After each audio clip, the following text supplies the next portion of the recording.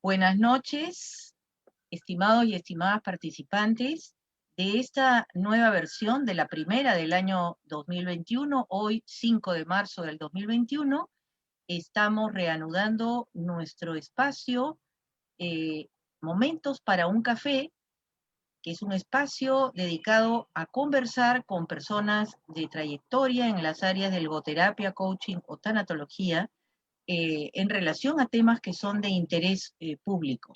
En esta oportunidad tenemos la invitada Ana Luisa Guzmán Hernández. Ella es directora del Centro Costarricense de Logoterapia y Análisis Existencial. Estamos aquí los tres socios de Centras, Ricardo Lizarzaburu, Jackie Larrié y yo, Emma Rotondo, como anfitriones de esta reunión, y estamos muy complacidos con la presencia de Ana Luisa Guzmán Hernández. Como les decía, ella viene a dialogar, a conversar con nosotros en esta versión de Momentos para un Café, en el tema de qué es la consejería y cuál es su aporte. Les decía que Ana Luisa Guzmán Hernández es orientadora educativa, una carrera de la Universidad de Costa Rica, es graduada de la Universidad de Costa Rica como orientadora educativa, y máster en evaluación de políticas públicas, programas y proyectos de desarrollo, también de la UCR, la Universidad de Costa Rica. Tiene 10 años de experiencia en el diseño y evaluación, y desde el 2015 hasta la actualidad es directora del Centro Costarricense de Logoterapia y Análisis Existencial Víctor Frankl, docente de la Universidad de Costa Rica en el posgrado de Evaluación de Políticas Públicas, y además es investigadora y autora de publicaciones en los temas de duelo en niñas, niños y adolescentes, atención a víctimas desde la logoterapia, los temas de género también, y además se ha desempeñado como consultora, pero además también es integrante del Tribunal de Honor del Colegio de Profesionales en Orientación de Costa Rica. Tiene también una amplia trayectoria como evaluadora, y no voy a reseñar aquí. Creo que aquí lo fundamental es saber que ella está dedicada desde hace muchos años a la orientación, ¿sí? Educativa, que es el tema de hoy día, la orientación, y vamos luego a conversar con ella en relación a algunas preguntas que tenemos los socios de Centras. Entonces, bienvenida, Ana Luisa. Es muy grato y un honor tenerte aquí en esta versión de Momentos para un Café y preguntarte qué es la consejería y cuál es su aporte. ¿No se escucha? ¿No se escucha, Ana Luisa? Reactiva tu micro, por favor, Ana Luisa. Ahí. Ahí está. Es que Jackie, el anfitrión decía que el anfitrión tenía que darme el paso. Que te me escapaste y lo apagaste. Gracias. Ahí vamos. Muchísimas gracias. No, es que lo maravilloso de tomarnos un café juntas y juntos aquí, todas las personas que estamos, es eso, que lo podemos hacer con mucha tranquilidad y con mucha libertad. Muchas gracias, queridos Emma, Jackie, por supuesto, y Ricardo, por la invitación. Para mí es un honor compartir con ustedes de Centras, un socio más del conocimiento y de la logoterapia, de la educación. Y me encanta que estemos en esta tarde compartiendo ese tema tan importante. Es muy interesante porque cuando hablamos de consejería, la palabra por sí misma, y se entendió por mucho tiempo, era aconsejar. O sea, la persona que es consejera va a aconsejar, valga la redundancia, a otras personas en qué es lo que tienen que hacer o qué tienen que hacer con eso que les está pasando, con eso que les está sucediendo, porque la predisposición del ser humano en general, necesito ayuda, necesito que alguien me diga qué puedo hacer, necesito por favor que alguien me resuelva mi problema, ¿verdad? Entonces, mira, te aconsejo que hagas tal y tal cosa, te aconsejo entonces que busques tal y tal cosa. Entonces, se delega la responsabilidad de resolver un problema a una persona consejera que le va a decir qué tiene que hacer. Eso se entendió por mucho tiempo. incluyendo desde la parte de mía en el tema de orientación vocacional, es que no sé qué estudiar, es que tengo un problema, es que no sé qué voy a hacer con mi vida, por favor aconséjeme qué. Y lo fundamental de la consejería es que la persona en medio de un acompañamiento, porque eso significa la consejería, acompañar a la persona en el proceso de autoconocimiento, de autoafirmación, de que pueda identificar todas aquellas capacidades y recursos personales y del contexto que le puedan ayudar y que a partir de eso haga consciente lo inconsciente, dice la logoterapia también, pueda ser consciente de todos esos recursos que tiene para que desde ella elija qué hacer con lo que le tocó vivir o elija qué hacer con esa decisión que está tomando y que no tiene la respuesta. La consejería significa acompañar a otras personas en su proceso de autoconocimiento, de autoafirmación, de identificar aquellos recursos que no sabe que tiene para afrontar su cotidianidad. Y vean qué importante, porque la mayoría de las personas, estoy segura que nos han llegado a decir, ¿me podrías dar un consejo? ¿Me podrías aconsejar en esto? ¿O cuál es tu opinión con respecto a esto? ¿Qué harías vos? Entonces, es como muy cotidiano el tema de aconsejar, pero desde el posicionamiento, por ejemplo, de las personas que acompañamos desde orientación, les cuento que acompañar o aconsejar no existe en orientación. Existen procesos de orientación que permite a la persona ir de una etapa a otra, desde el autoconocimiento, desde la autoafirmación, desde la elección vocacional, por ejemplo, pero es la persona la protagonista, es la persona la responsable. Uno se convierte en un facilitador de un proceso, o facilitadora de un proceso de acompañamiento que indica un concepto más amplio de lo que es consejería.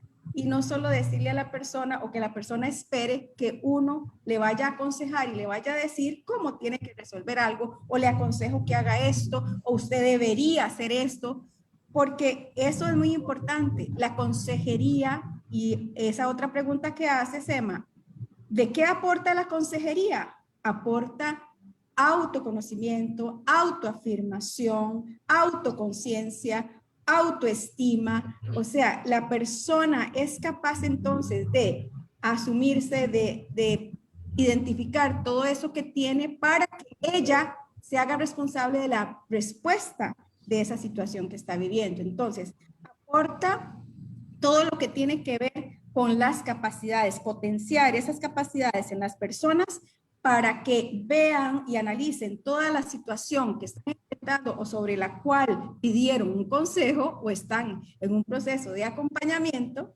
y que entonces ellas mismas al final sean las que digan, este es el camino que tomo porque ya vi toda la información, ya hice el análisis del contexto y ahora desde lo que yo quiero hacer, elijo hacer esto. Esto es muy diferente de solo aconsejar, ¿verdad, colegas? Entonces, es fundamental que la consejería convirtamos a la persona que llega a solicitar acompañamiento en protagonista de su proceso también. Y desde el posicionamiento fenomenológico y utilizando el método fenomenológico, lo que nos queda a las personas que escuchamos a las otras personas, a esa persona que quiere nuestro acompañamiento, es escuchar la descripción que hace de sí misma, de su situación, de cómo la entiende ella, de cómo la percibe, de cómo la manifiesta, de cómo la expresa.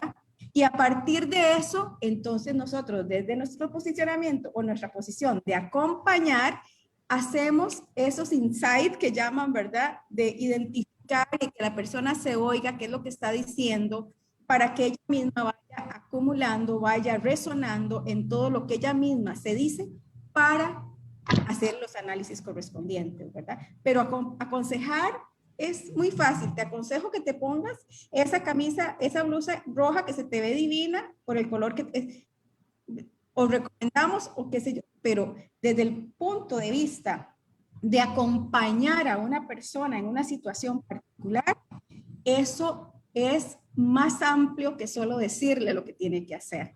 Y es muy importante explicarle a la persona que la consejería, la más importante es la persona y ni siquiera uno. Uno simplemente es un facilitador de un espacio en el cual la persona puede autoconocerse, autoafirmarse, analizar toda su situación y decidir qué elegir hacer. Pero muy interesante, entonces, porque me resuena muchísimo, porque en la logoterapia es muy parecido, en la consejería de la logoterapia, y creo que también dentro de la perspectiva del mismo Víctor Frankl, ¿no? En el sentido de que el terapeuta no tiene un protagonismo, sino de que ayuda y facilita al otro a que conozca sus recursos. Voy a hacerte una pregunta en relación a lo que has señalado. Quizás si puedas darnos un ejemplo de cómo se acompaña en la consejería u orientación, porque estamos viendo que la consejería y la orientación la estamos poniendo como sinónimo, ¿no? Tanto desde la formación que has recibido como de tu práctica, ¿no? Y en ese sentido, ¿cuáles son las áreas de intervención de un consejero o consejera? O sea, ¿cómo se acompaña?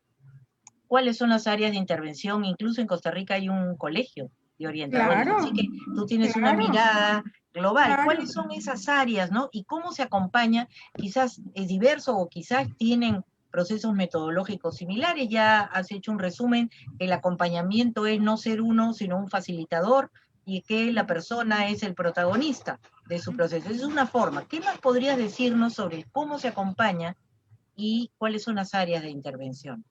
Claro, en primer lugar quiero decirles que yo estoy muy orgullosa de nuestro colegio de profesionales de orientación acá en Costa Rica, el único prácticamente en Latinoamérica y realmente muy orgullosa de ser orientadora y en algún momento lo que llaman el counseling, ¿verdad? La consejería en Estados Unidos y en otros países. Nosotros como consejeros y consejeras nos afirmamos en la carrera o en la profesión de orientación.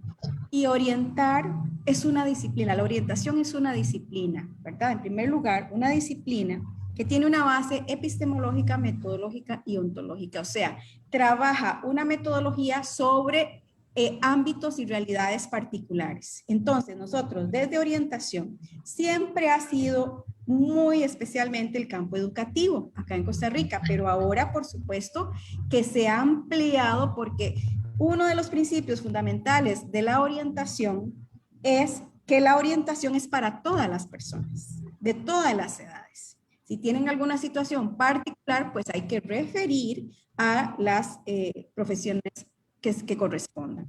Pero en general, la orientación trabaja con cualquier persona que tenga y que afronte su cotidianidad y que tenga particulares situaciones que quieran ser atendidas o que busquen ese acompañamiento. Entonces, la orientación trabaja procesos, como dije anteriormente, procesos de orientación en diferentes áreas. Desarrollo personal, elección vocacional, proyecto de vida, sentido de vida, todo lo que tiene que ver con el envejecimiento, o sea, digamos, se trabaja niñez, adolescencia, adultez media, adultez mayor, etcétera.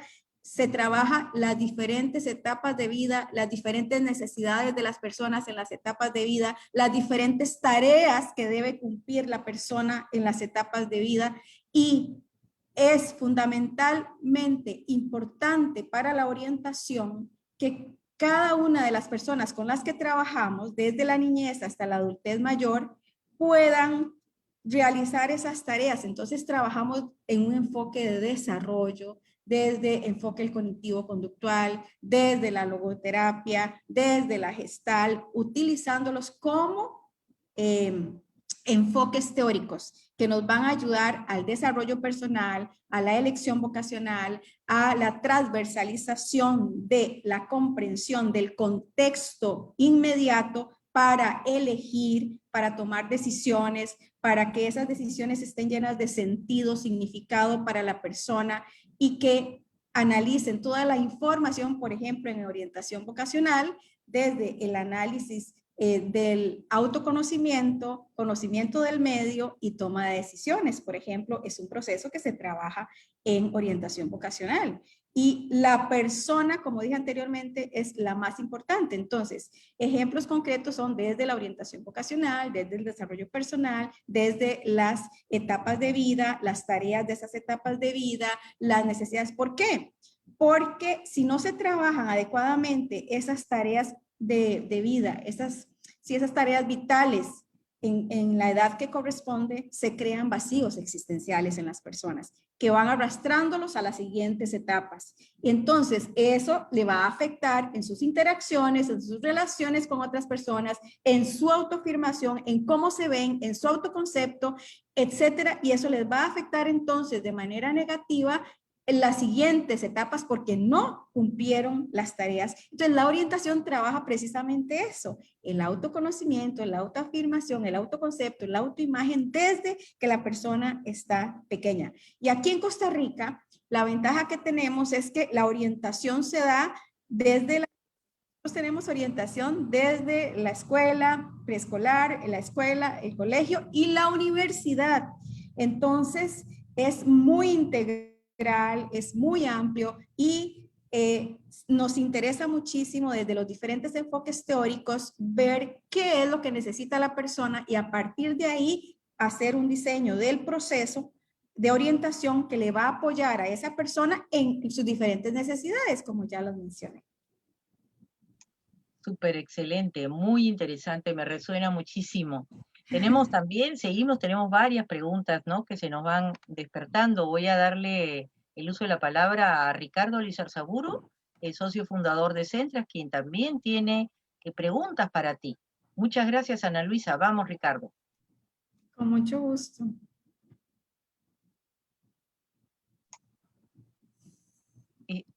¿No puede con su micro? Ya. Entonces pasamos Dame un segundo. Lo que pasa es que parece que Ricardo salió porque le había cambiado el nombre. Listo, Ricardo. Ya puedes activar tu micro. Sí, ahora sí. Gracias. Sí, gracias. ¿Me escuchan? Sí. Sí, excelente, gracias. Hola, Ana Luisa. Buenas noches con todos, con todas. Buenas noches, gracias. Sí, dentro de este proceso, de esta explicación que has dado, sumamente interesante para nosotros, como consejeros en logoterapia, como coaches, como tanatólogos, yo quisiera hacerte en realidad son dos preguntas en una. La primera es, ¿qué aporta el proceso terapéutico? Y la segunda pregunta es, ¿cuál es la diferencia con el proceso de terapia psicológica? Ok, excelente. Excelentes preguntas, Ricardo. Muchas gracias. En primer lugar, nosotros desde la disciplina de orientación acá en Costa Rica no hacemos terapias. No hacemos psicoterapia, no hacemos terapia. Nosotros hacemos procesos de orientación desde la educación y desde, o sea, por supuesto que la disciplina de orientación está permeada también por la disciplina de sociología, psicología, trabajo social, antropología, desde el posicionamiento antropológico del concepto de ser humano que tiene la orientación, se trabaja desde esos enfoques también, pero la disciplina misma tiene un concepto de ser humano que lo que favorece son desde esa metodología y en las diferentes realidades que trabaja la orientación como ontología, es los procesos de orientación a través de procesos educativos, a través del autoconocimiento, de la autoafirmación, del autoconcepto, de la autoimagen, de proyección, elección vocacional, de sentido de vida en el trabajo. Entonces nosotros no hacemos psicoterapia ni hacemos terapias. Lo que nosotros hacemos, el objeto de estudio de la orientación son los procesos de orientación de educativos, transversales, con conocimiento, influencia del medio, etcétera, para la toma de decisiones, para el sentido de vida. Entonces, eso por un lado, entonces, muy importante eso.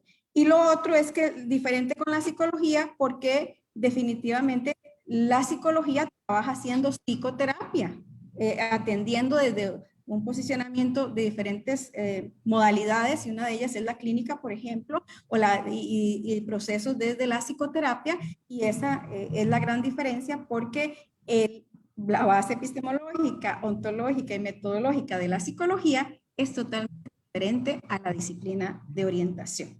Entonces, porque nosotros trabajamos mucho desde un enfoque educativo, desde un enfoque, por supuesto, que trabajamos todo lo que tiene que ver con las diferentes situaciones límite que viven nuestros niños, niñas, adolescentes y todas las personas con las que trabajamos, desde ese posicionamiento de duelo, situaciones de divorcio, situaciones, porque nosotros trabajamos, o sea, trabajamos por muchos años acá en Costa Rica.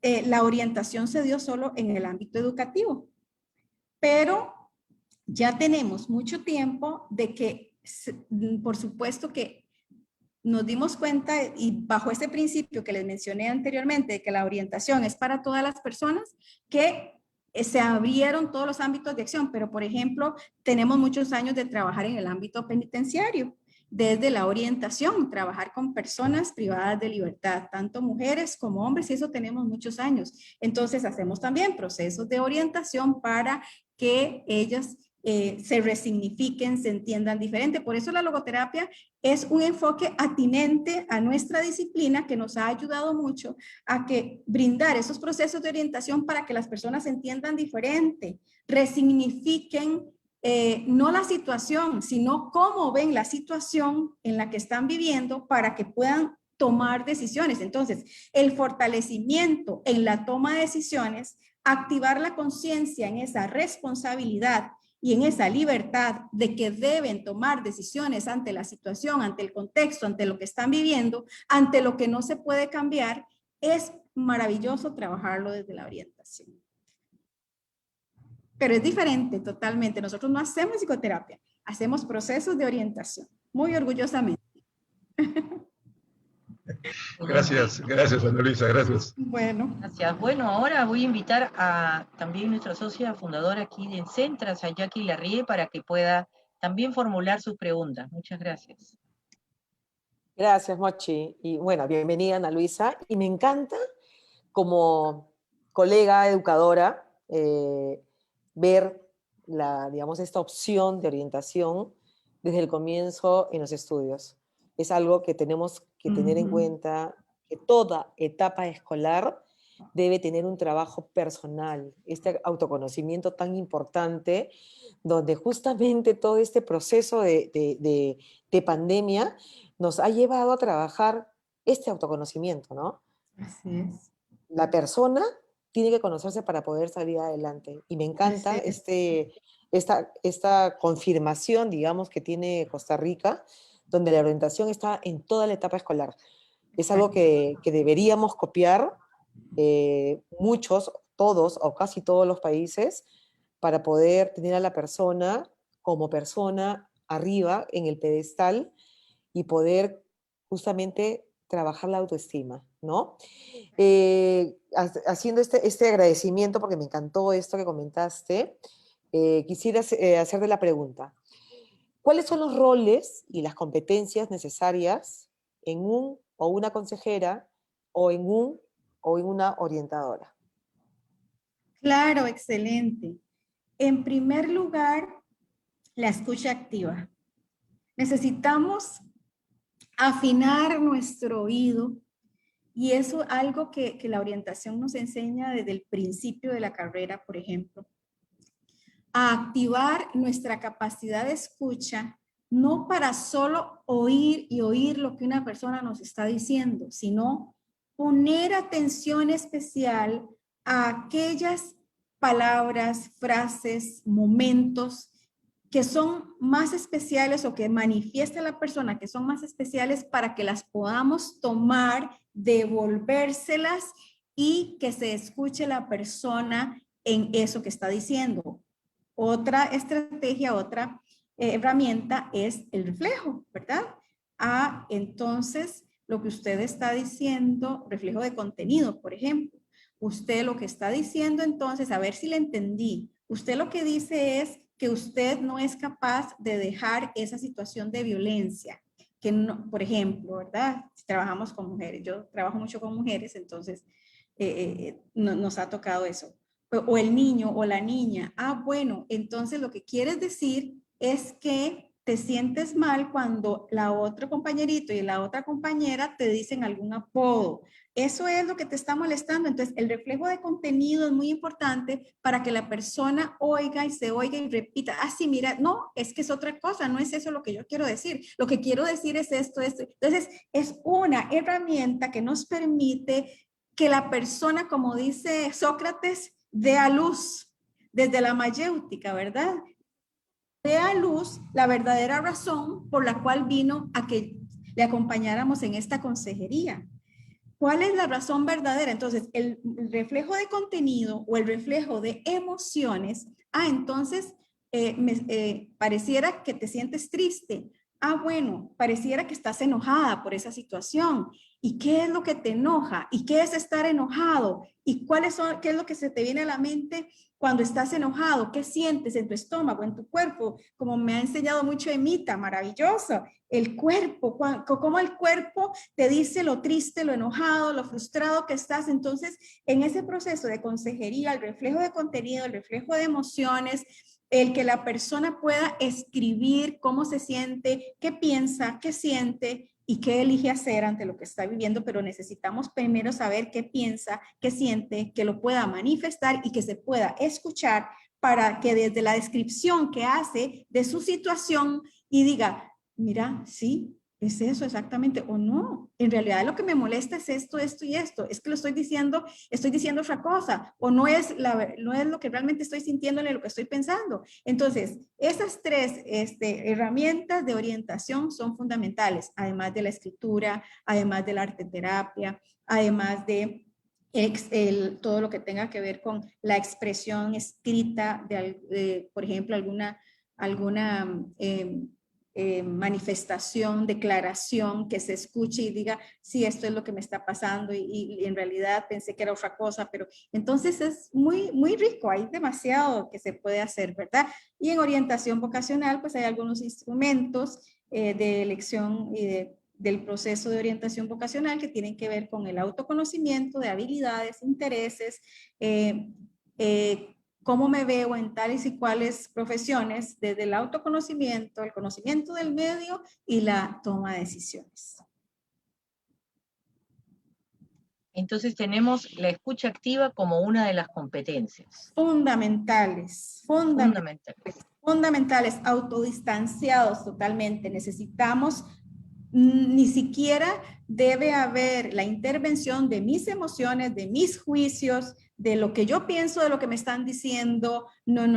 Necesito autodistanciarme de una manera muy neutral y solo poner atención a la persona que está exponiendo la situación sobre la cual quiere ser acompañada. Es fundamental, sin juicios, sin absolutamente nada que haga sentir a la persona que lo que está diciendo es horroroso o no lo aprobamos. Entonces, la comunicación no verbal también. La comunicación gestual es muy importante. O sea, necesito que la persona se sienta acompañada. Exacto, acompañada en mucho respeto, mucha empatía, es otra de las herramientas fundamentales. Y la empatía, vamos a ver, yo tengo un conflicto a veces con la definición de empatía, porque la empatía por supuesto, desde la orientación y desde la logoterapia, que es lo que trabajo mucho, la empatía, por más que yo quiera ponerme en los zapatos de la otra persona, yo no puedo sentir ni pensar lo que la otra persona está sintiendo y pensando. Yo puedo escuchar y tratar de comprender lo que ella está diciendo y entonces devolverle, como ya les dije, desde el reflejo, etcétera, el que ella se escuche y saber realmente lo que siente y lo que piensa ante esa situación, aunque yo haya vivido una situación parecida. O por más empática que yo quiera ser, yo necesito oír. Ser empática para mí significa escuchar desde la descripción de la persona qué siente, qué piensa sobre lo que está viviendo y no, o decir, sí, voy a ponerme en sus zapatos, pero voy a ponerme en sus zapatos para escucharla. para que desde su descripción yo trate de comprender cómo siente y cómo piensa alrededor de eso. Pero nunca voy a sentir lo que ella está sintiendo. Ella es una persona y yo soy otra. La empatía es fundamental.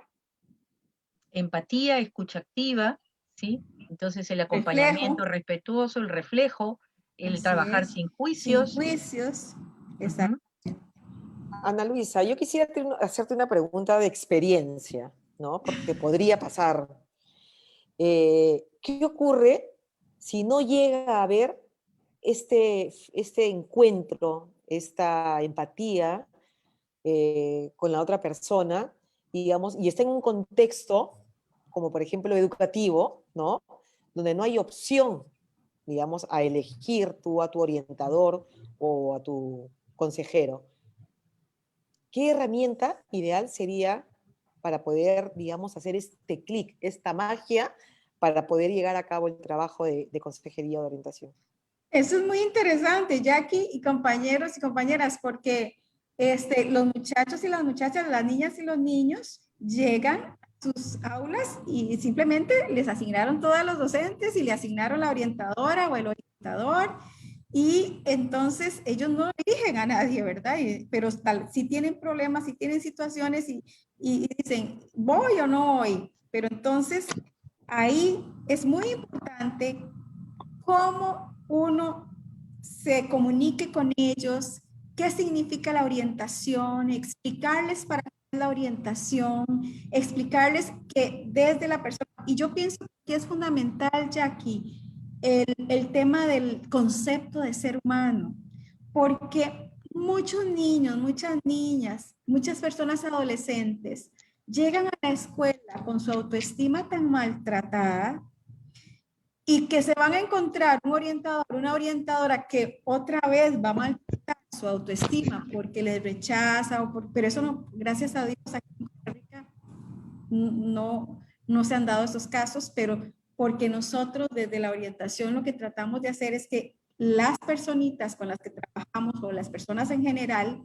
entiendan que el concepto de ser humano que se trabaja desde la orientación es en primer lugar de muchísimo respeto hacia el ser humano, de que se piensa que el ser humano es un ser integral y que desde esa integralidad podemos potenciar todas sus capacidades, habilidades y su capacidad de expresar emociones, de tomar decisiones, de pensar desde ese enfoque cognitivo-conductual. Entonces, lo que le mostramos de primero es el concepto de ser humanos que tenemos nosotros en orientación, cuando nos vamos a presentar ante un grupo o cuando viene a pedir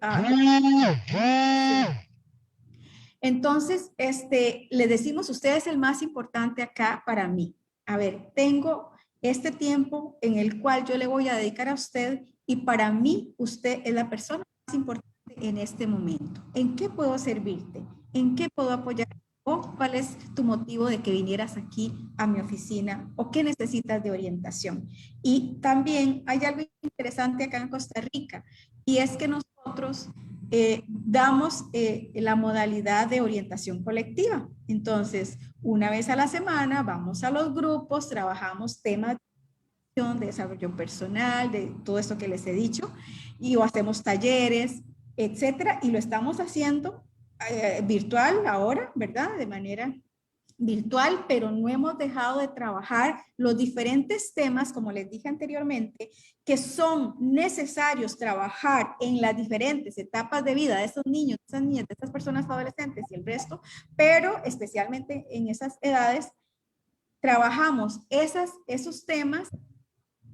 Entonces tenemos un contacto muy directo con los estudiantes y lo primero que repito que les mostramos es entendemos a ellos, qué concepto tenemos de esa personita que tenemos o de ese grupo de personas que tenemos ahí al frente que son las más importantes. Entonces, aunque no nos conozcan, aunque sea la primera vez que nos ven, ya se sabe acá en Costa Rica, por ejemplo, que la figura del o el profesional en orientación es una figura de apoyo. Siempre va a ser una figura de apoyo, siempre va a ser figura de acompañamiento, siempre va a ser una figura que en medio de toda la comunidad educativa es transversal y puedo contar con ella en cualquier momento. Entonces, aunque no nos conozcan y sea la primera vez que nos vean, el cómo nosotros les decimos a ellos cómo los vemos hace la gran diferencia. Súper, Ricardo. Sí, Ana Luisa, te escucho y hay algo que comparto contigo al 100% porque bueno, se aplica mucho, ¿no? Es el observar y el escucha activa. Normalmente, para poder empatizar, ¿no? con una persona, hay que observar correctamente, adecuadamente, hay que escuchar, ¿no? Tener una escucha activa de manera tal que antes de emitir una opinión, juicio, afirmación o declaración, podamos tener una idea clara, ¿no? del contexto. Esta orientación a la cual tú mencionas, o mejor dicho, cómo intervienen y en dónde y cómo intervienen el tema de las preguntas poderosas. Claro, desde, como les decía anteriormente, desde desde el posicionamiento de Sócrates y de la mayéutica y de dar a luz aquello que la persona quiere sacar en una sesión de orientación, no hay otra manera de hacerlo que no sea por preguntas, ¿verdad? Que no sea preguntando, y las preguntas son fundamentales en un proceso de orientación, porque es la única manera que tenemos de que la persona pueda describirnos qué es lo que le está pasando, o de hacer inconsciente, o de llegaron por un motivo de atención y resulta que la verdadera razón era otra. Entonces, porque algunos, inclusive los muchachos y las muchachas especialmente, en algún momento hasta les daba vergüenza que los vieran que estaban ingresando a la oficina de la orientadora o del orientador. ¿Y qué pasó? ¿Lo llamaron? ¿Qué? ¿Se jaló una torta? ¿Qué fue? ¿Por qué? Porque la idea que se tenía de antes era más punitiva, ¿verdad? Más que hizo algo, entonces lo mandaron a orientación para que lo castiguen o para que... No, no, no, no. Esa no es la visión de orientación. Entonces se ha cambiado mucho esa visión, pero la única manera de conocer qué es lo que le está pasando a la persona, ¿verdad? Es por supuesto a través de preguntas y de que la persona se escuche la respuesta a esas preguntas, que hagamos esos reflejos de emoción, de contenido, de todo lo que podamos trabajar desde la pregunta. Entonces, son fundamentales, Ricardo, definitivamente concuerdo con vos, son fundamentales. Hacer preguntas es fundamental. Jackie, ¿quieres hacerle una pregunta? No se te escucha. Perdón. No, la verdad que me he quedado resonando la importancia, porque me voy a la parte educativa, ¿no? La importancia de poder reconocer al alumno o a la alumna como un ser único, el respeto, ¿no? Esa, digamos, no la elección que tiene normalmente un adulto, y como bien tú nos habías comentado, el consejero, consejera, orientador, orientadora, te toca, ¿no? Y de verdad es maravilloso ver cómo el orientador, orientadora, consejero, consejera, tiene esa capacidad de poder trascender para poder llegar a la otra persona, ¿no? Y insisto en que el pilar de esto es el amor, ¿no? Exacto. El amor, la pasión por lo que uno hace es lo que te permite llegar a hacer este trabajo tan maravilloso de poder acompañar, y me imagino que lo deben hacer desde los chiquititos, ¿no? Desde los primeros años en las escuelas, para poder tener mejores personas, porque ese es el objetivo. El objetivo es trabajar para poder tener en nuestro mundo, ¿no? Mejores personas. La verdad que me quedo como pensando, porque tenemos un trabajo y un compromiso con nuestros niños, nuestras niñas, los adolescentes y los adultos que están también, digamos, en un proceso de formación, porque no hay edad para formarse, ¿no? Exacto. Y Y considero que Exacto. siempre un consejero, orientador, orientadora debe estar ahí para poder apuntalar, sobre todo en este momento, ¿no? Sobre todo en este momento que estamos todavía, digamos, en muchos lugares, ni saliendo ni retrocediendo, sino ahí, ¿no? Y yo te agradezco, Ana Luisa, porque la verdad que nos dejas un compromiso para muchos y muchas personas en los que vamos a tener que tomar la batuta para poder trabajar por los demás. Qué linda, qué Gracias, linda. Ana Luisa. Sí, mira, también quiero decirles a quienes nos están siguiendo por Facebook Live o también por este medio, por Zoom, quienes están aquí presentes, que pueden formular sus preguntas en el chat. Tenemos un chat aquí, ¿sí? Como para que puedan formular preguntas a Ana Luisa. Y mientras van preparando sus preguntas, pues yo también tengo varias. Implica, entonces, por todo lo que he señalado, que son como acompañantes de vida para ser mejores personas, acompañantes para que tengan una vida resonante, una vida con sentido, vamos. Exacto. Y entonces la orientación también es una transdisciplina porque se nutre de muchas otras. Pueden haber aquellos que trabajan más lo cognitivo-conductual, como has dicho, otros más la logoterapia, otros que podrían complementarlo con el coaching, quién sabe, ¿no? Y diferentes formas. Pero también he visto en tu hoja de vida que trabajas duelo desde la orientación. También se trabaja duelo. Cuéntanos un poquito más sobre el tema del duelo y cómo se articula con la tanatología, o la tanatología es un tipo de orientador especializado en duelo. Vamos, ¿cómo clarificaríamos esto? Bueno, primero quiero, es muy importante aclarar que desde la orientación nosotros no hacemos coaching, por ejemplo. Hacemos desde la disciplina de orientación eso que les dije anteriormente, que son los procesos de acompañamiento. Coaching no hacemos. Bueno, eso por un lado. Y lo otro es que desde los acompañamientos en procesos de duelo, vamos a ver, hay algo, un enfoque que es desarrollo, que nosotros en orientación trabajamos el enfoque de desarrollo. Ese enfoque de desarrollo tiene que ver precisamente con el desarrollo personal del ser humano, o sea, cómo desde las diferentes instancias, de las diferentes etapas de vida, vamos desarrollándonos personalmente en las diferentes áreas para afrontar la vida, ¿verdad? Una de las situaciones, como dice Víctor Frankl, que nos toca vivir desde la triada trágica, ¿verdad? Culpa, sufrimiento y muerte, es precisamente las pérdidas. Entonces, desde la orientación, a través de esos procesos de acompañamiento, trabajamos las diferentes etapas, por supuesto, que está viviendo, que vive la persona en pérdidas, sobre todo pérdidas afectivas.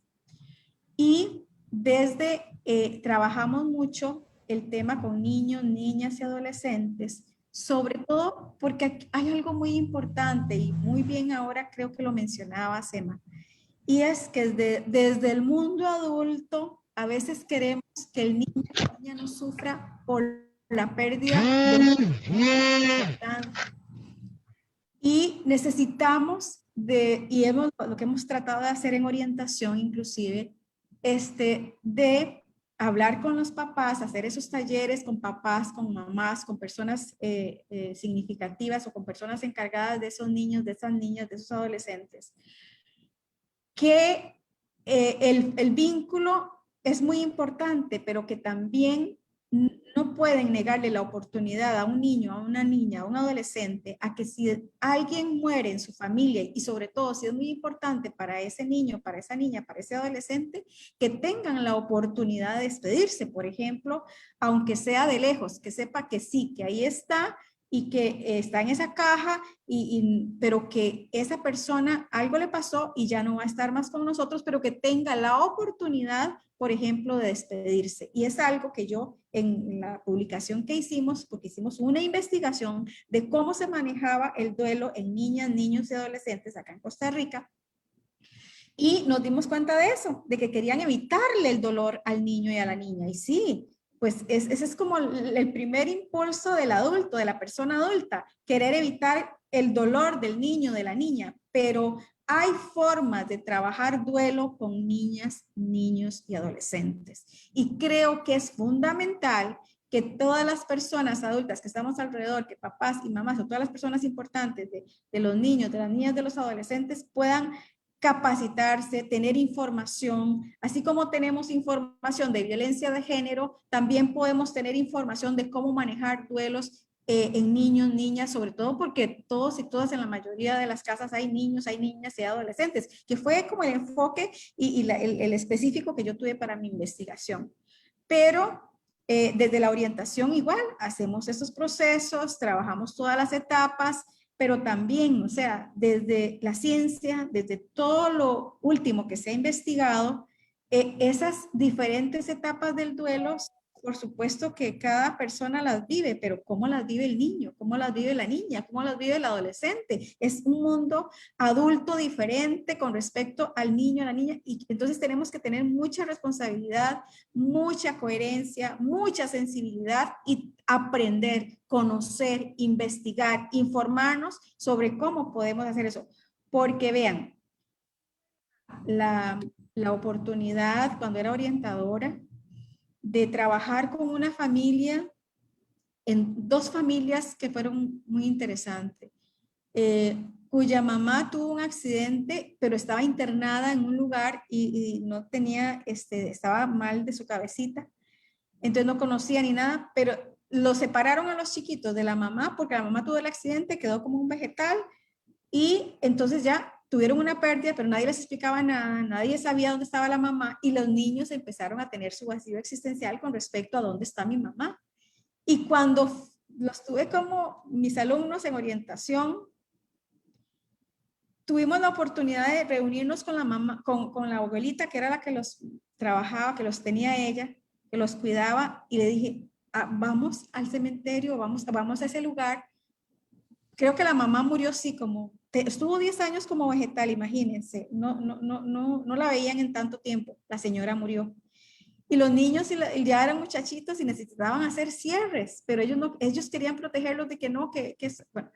Y los pudimos llevar desde orientación, fui con ellos, con la abuelita, con las personas, por supuesto, responsables de ellos, y ellos pudieron dejar una carta, decirle a su mamá todo lo que querían, los dejamos solitos a cada uno un ratito, etcétera, después ellos tres, y fue impresionante la sanidad que tuvieron cuando pudieron despedirse de su mamá.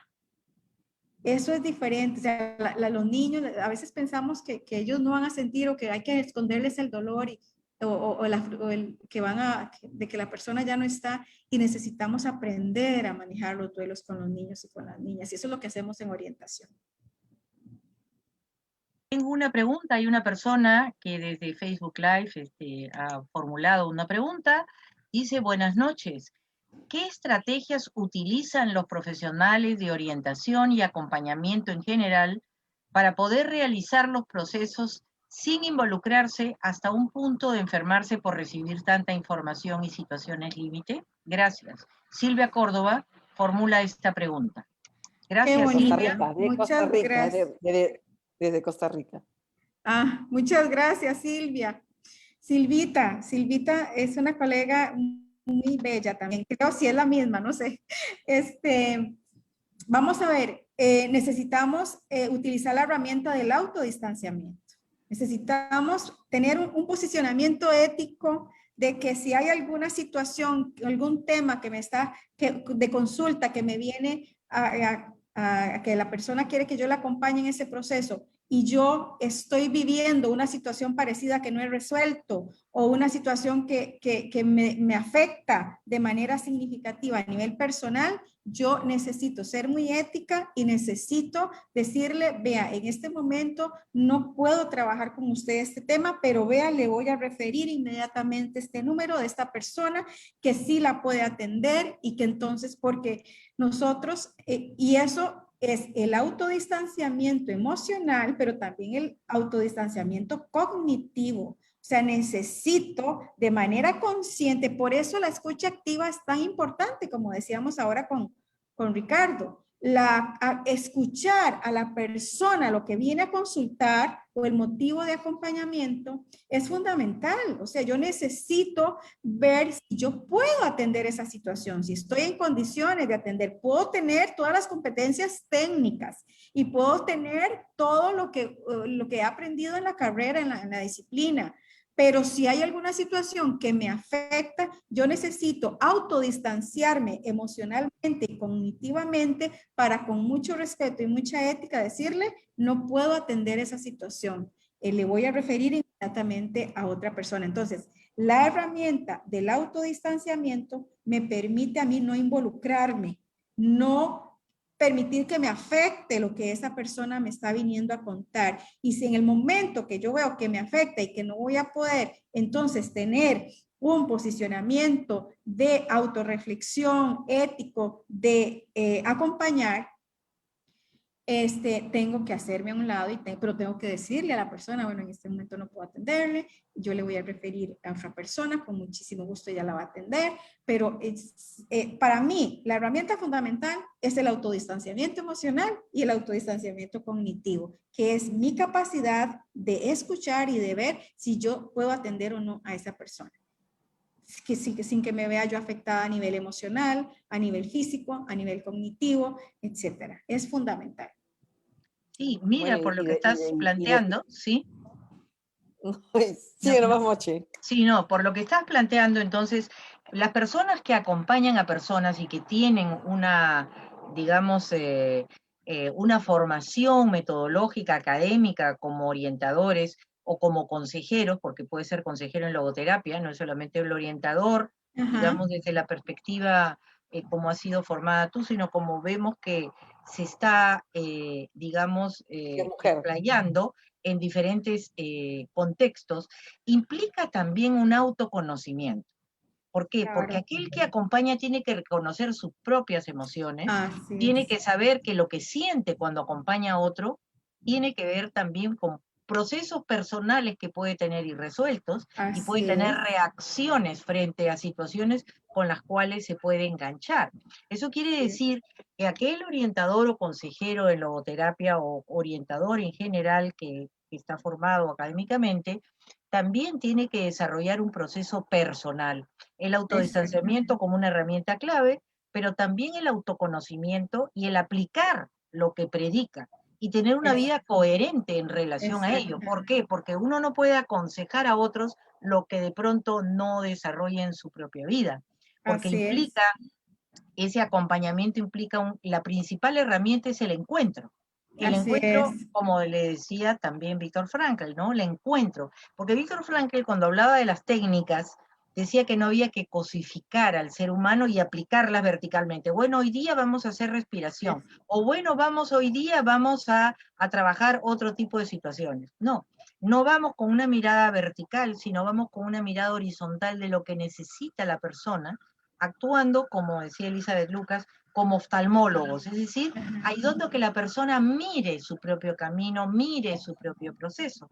Pero para ello tenemos que trabajar nuestro propio self, nuestro propio ser, Así es. porque habrá quienes no trabajados, quienes no tengan, digamos, un proceso personal, digamos, resuelto de alguna manera. Quizás no podemos resolver los problemas que tenemos en la vida los orientadores o consejeros, pero sí resuelta la idea de conocernos. Bueno, esto me está tocando. Esto que está pasando en este niño o niña me resuena porque en mi niño interior yo lo viví. Y entonces tengo que aprender también de mí a través de la mirada con el otro. Entonces, eso es por ahí un poco también me resuena lo que has planteado, Ana Luisa. Exacto. A ver, y la logoterapia lo plantea muy bien, y la logoterapia es totalmente atinente a la orientación. Y habla de la logoterapia habla de la libertad y de la responsabilidad. O sea, yo soy libre de atender a todas las personas que vengan a pedirme consulta que les acompañe en algún proceso de orientación, por ejemplo.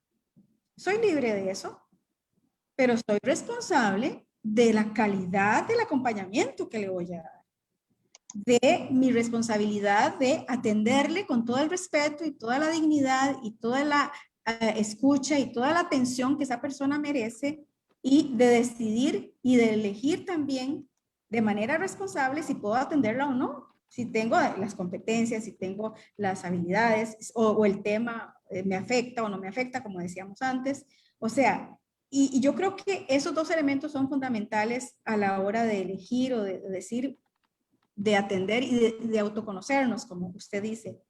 Necesitamos fortalecer esa autoimagen también, o sea, cómo me veo yo en los procesos de orientación, cómo me veo yo atendiendo a las personas, qué resultados estoy teniendo, está habiendo un impacto en esos procesos, está habiendo resultados concretos, le está ayudando esos procesos de orientación o de acompañamiento a esa persona para solucionar lo que vino a consultarme o a solicitar que yo le acompañara el tema de atención, etcétera. Entonces, necesitamos ese autoconocimiento, esa autoafirmación, pero también esa responsabilidad personal y profesional de decir, sí, claro, le puedo atender en eso que usted me viene a consultar, o no, no puedo en este momento, este tema no puedo, pero sí le voy a referir a la persona o lo que sea. Entonces, el autoconocimiento es fundamental, la responsabilidad es fundamental, la autoimagen, la experiencia, el cómo yo me veo, el cómo me defino como profesional de orientación en procesos de orientación, etcétera, es fundamental. Y tiene usted toda la razón. El autoconocimiento es fundamental, pero sobre todo también esa responsabilidad de que a partir de ese conocimiento que tengo de mí misma y de ver cuáles son los temas que puedo trabajar o no, es fundamental a nivel ético, ¿verdad? También. Correcto, correcto. Jackie, no sé si tengas alguna pregunta, nosotros seguimos teniendo preguntas. A ver, espérate un ratito. En realidad me ganaste la pregunta, porque iba a preguntar prácticamente lo mismo, la importancia de la sinceridad del orientador o orientadora o acompañante en realidad, de poder decir, no puedo acompañar, ¿no? Y no solamente porque el caso no me llega, digamos, no puedo, porque tengo que conocer mis limitaciones, sino porque de repente hoy día yo estoy con un problema personal en el que no puedo acompañar, ¿no? ¿Qué ocurre? Porque nosotros también somos humanos y podemos tener, digamos, un día emocionalmente golpeado por X motivo, y no porque tenemos que hacerlo, como yo tengo clases, ¿no? Y tengo que cumplir con mi examen, porque yo también puedo pedir dispensa para ese examen, puedo pedir dispensa para esa clase. Ese día yo no soy capaz de poder hacer el acompañamiento, y es parte también de mi propio autoconocimiento, de conocer mis limitaciones para poder hacer un acompañamiento veraz, un acompañamiento sincero. Por eso, cuando tú hiciste la pregunta, mucho dije, casi, casi me la ganó. Porque es un tema muy, ¿verdad? lo que pasa es que es un tema muy interesante y digamos, es un tema en el que está en boga ahora, ¿no? Porque el acompañar a alguien es vital. El acompañamiento en duelo hoy día es vital. O sea, yo estoy haciendo mucho acompañamiento de familiares que han perdido familiar cercano, ¿no? Y el dolor es muy grande y quieren salir del dolor como si fuera magia, del momento del duelo, cuando todo tiene un momento, tiene un proceso. Y todos los seres humanos pasamos por eso y también a nivel colectivo. Tuve la experiencia de trabajar con la doctora Gabriela Paredes en México y con un grupo de educadores y educadoras, porque acababa de pasar el terremoto del 2017 y había todo un luto, ¿verdad? Todo un dolor, todo por todas las pérdidas que hubo en ese momento por el terremoto. Y entonces compartimos con las y los educadores algunas herramientas para poder apoyar en su metro cuadrado, dijimos en ese momento, en su metro cuadrado a la comunidad y a sus escuelas y a todas las personas que eran el área de influencia de ellos y ellas. Y fue impresionante cómo estos educadores y educadoras decían, es que ¿sabe una cosa, maestra? Me dice, primero somos personas, y es cierto, nosotros mismos y nosotras mismas estamos viviendo un dolor terrible por estos duelos y estas pérdidas que hemos tenido en este evento colectivo que nos está afectando a nivel de país, a nivel colectivo. Y entonces, los primeros que tenemos que sanar somos nosotros, decían. Y fue un grupo maravilloso de personas que con muchísima mística y una actitud maravillosa dijeron, queremos aprender, pero necesitamos también validar nuestras emociones, nuestros sentimientos, lo que pensamos con respecto a esta tragedia nacional, y a partir de eso vamos a ayudar a otras personas. Entonces, lo que decís, Jackie, es fundamental. O sea, nosotros primero debemos entender que somos seres humanos y que después somos todo lo demás y que vamos a trascender desde nuestra esencia humana y no solamente de nuestros conocimientos, los conocimientos técnicos o las competencias que hayamos adquirido por la disciplina, por la formación, por lo que hemos estudiado. Sí, todo eso es maravilloso, pero hay una esencia en ustedes y en mí, en todas las personas que nos están escuchando y en los seres humanos, que va más allá del conocimiento, y eso se llama vínculo. Y el vínculo que hacemos con las otras personas es lo que nos va a diferenciar entre si trascendemos, si aportamos, si mejoramos la calidad de vida de las personas o simplemente transmitimos conocimientos. ¿Qué elegimos? Y esa es una pregunta que yo les hago a todas las personas que nos están viendo y nos están escuchando. ¿Qué quieres dejar? Conocimiento, maravilloso. Está bien. Pero más que conocimiento, quieres dejar tu esencia, el vínculo, lo que usted tiene que nadie más puede dar. Y eso es amor, lo que dijiste ahora, Jackie. Eso es amor. Es que el amor es el eje de todo, en realidad, ¿no? Bueno, mira, yo creo que vamos cerrando un poco, pero las ideas han quedado muy claras, y te agradecemos muchísimo, Ana Luisa, en ese sentido, porque clarifica lo que es el orientador o consejero o consejera. Primero, que es una transdisciplina, una disciplina que toma de muchos, pero eso no quiere decir, o sea, es ecléctico de alguna manera, pero eso no quiere decir que no tenga también sus propios principios orientadores, su propia manera, digamos, de su metodología, ¿no? Claro. Su finalidad, que está muy clara. Es decir, y se desliga, digamos, de las terapias psicológicas que tienen su lugar y tienen su importancia y tienen su necesidad, ¿sí? Muy propia, y se complementan, pero es terapéutico, porque de alguna manera es rehabilitadora y sanadora. O sea, no es una terapia, la consejería y la orientación propiamente tal, no podemos decir estoy dando terapia, no, estoy dando orientación, ¿no? Pero sí es terapéutico porque al final rehabilita, pero no desde una perspectiva de un externo a otra persona, sino de alguna manera lo que hace es despertar procesos en las personas en su propia sanación, la autorrecuperación, ¿no? En ese acompañamiento. Lo que implica, y lo que hemos estado conversando, para hacer ya la síntesis, digamos, lo que implica, digamos, la apertura a muchos espacios de orientación, desde la escuela, la familia, la comunidad, ¿sí?